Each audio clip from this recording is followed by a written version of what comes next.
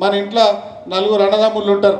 First పెళ్ళైనప్పుడు first కోడలు వచ్చినప్పుడు మనకు పూరి గుడిసె ఉంటుంది, చిన్న చిన్న ఇబ్బందులు ఉంటాం, అందరం పనికి పోతాం, ఒకరు హైదరాబాద్ పోతాం, ఒకరు బొంబాయి పోతాం, ఇంకొక ఊరికి పోయి పని చేసుకుంటాం. మళ్ళా పెళ్ళి అవుతుంది, పెద్ద కోడలు వస్తుంది మన ఇంటికి. మళ్ళా తర్వాత కొన్ని రోజుల తర్వాత చిన్నగా గుడిసె రేకులు వేసుకుంటాం, పెంకుటిల్లు వేసుకొని కొంచెం గట్టిగా అవుతాం.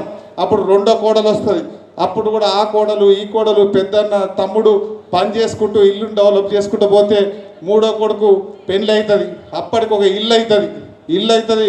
తర్వాత కొంచెం గట్టిగా అవుతాం. ఎందుకు అవుతామంటే అందరు కష్టపడతారు.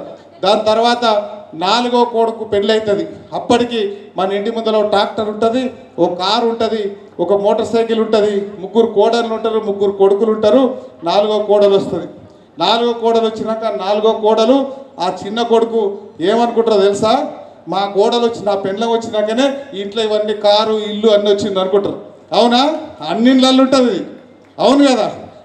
అంతకుముందు ముగ్గురు అన్నదమ్ముళ్ళు, తల్లి తండ్రి, ముగ్గురు కోడళ్ళు, వాళ్ళ కష్టం వాళ్ళ చెమట అంతా ఉంటుంది. కానీ లాస్ట్ టైం వచ్చేసరికి ఇదంతా నా నుంచే వచ్చింది అనుకుంటారు. ఇది ఎందుకు చెప్పినంటే వనపర్తిలో ఓడున్నాడు అట్లే మొత్తం నేను చేసిన నేను డెవలప్మెంట్ చేసినట్టు. నీవేం చేయలే.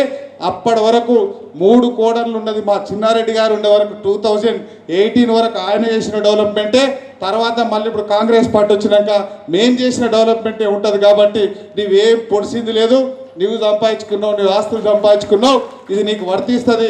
ఆ దృష్టిలో పెట్టుకొని ఒళ్ళు దగ్గర పెట్టుకొని ఉండమని చెప్తున్నాం.